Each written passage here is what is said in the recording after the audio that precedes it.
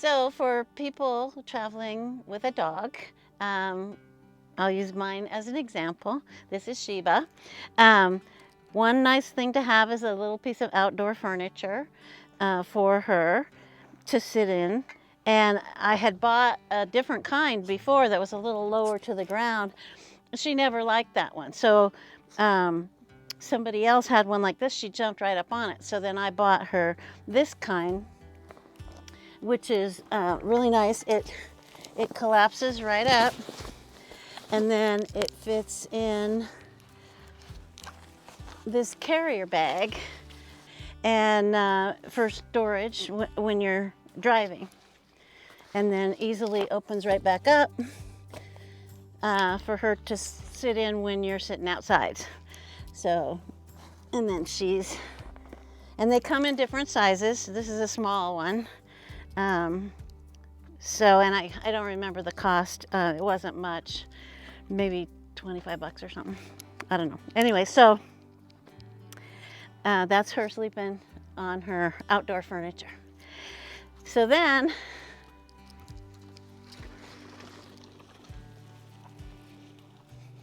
I have another nice little piece of equipment. This will zip up. I can put her inside too. That will zip up, and it collapses down for travel, so it goes flat. And then there's a little hook to keep it from opening when you don't want it to open.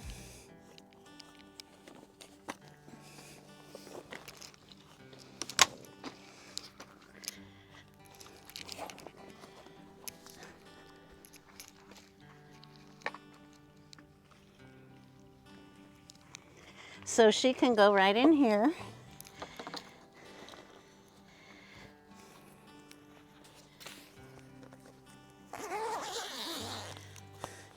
So she goes inside, and then I can just zip this up.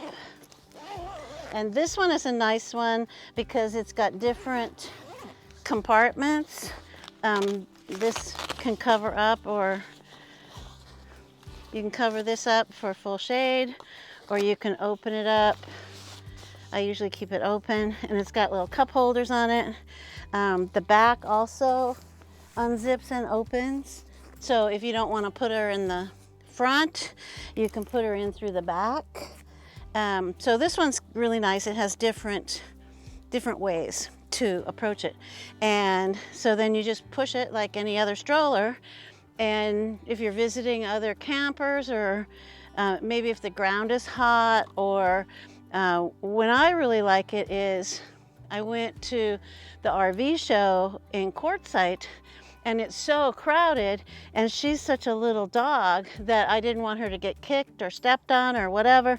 And I had a little carrying thing that I'll show you, but this is just so much easier because she's protected from all of that commotion when you're in an area where there's a lot of people, whether it's an RV show or whatever it is, convention, it could be anything, a fairgrounds sort of environment, whatever.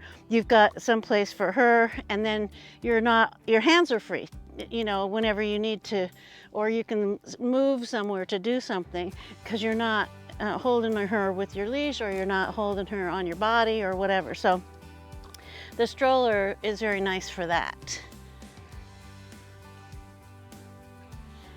So I also have this, which can go either on the back as a backpack. Okay, so I usually put it on forward, and there's a belt.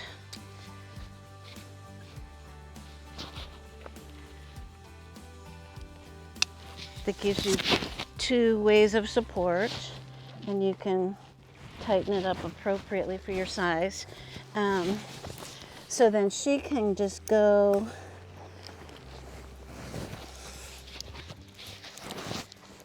in here. Oops.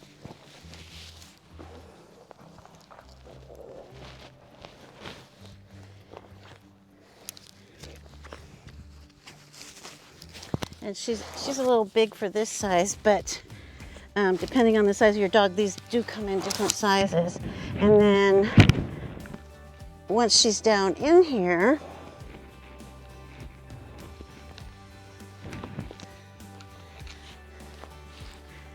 you can just tighten this up around her and she'll get comfortable and you can carry her that way.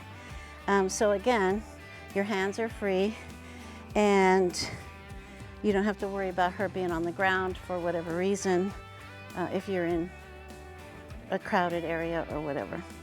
So this is another thing. The bike is really nice. She can sit in the basket and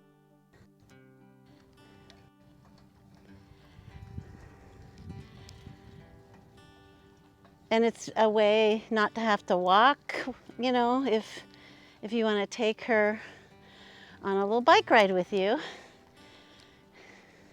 And the basket also helps for other things besides just carrying the dog.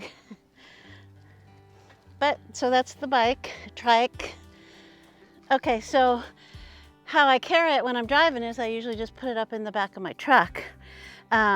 Depending on how much space you have, I usually have quite a bit, so I don't have to worry about it. But this particular model also folds. There's a hinge right here, so that will fold back. I don't know if I can do it, but because I don't usually fold it, but this one is slightly collapsible, so that gives you a little more space in the back of the truck. And when we're driving, she rides in her crate on the front seat. If you're a couple, that might not work. You might have to put her in a back seat, but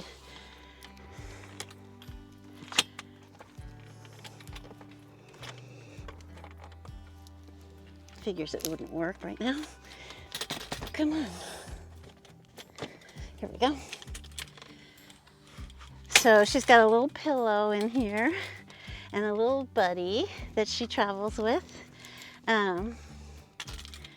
And then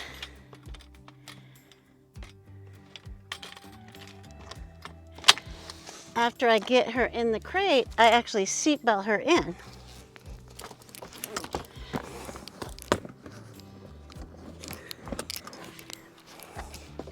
So now her crate is completely seatbelted in.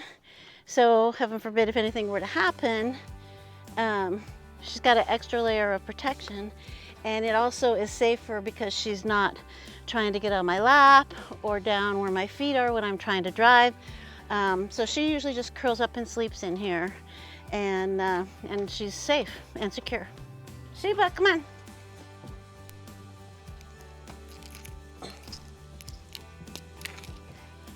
There you go. So she can get up and down from the bed and not have to worry about jumping down from too high or jumping up when she can't reach. The pantry, I have a cat and a dog, so I have all their treats and stuff right here. And then here's kibble and treats, more treats.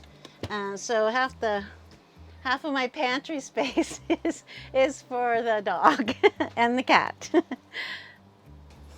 So on the couch here, if she's not curled up next to me, she has a little dog bed, which she shares with the kitty sometimes. And I also gave her little pillows up there. She sometimes wants to lay up there and look out.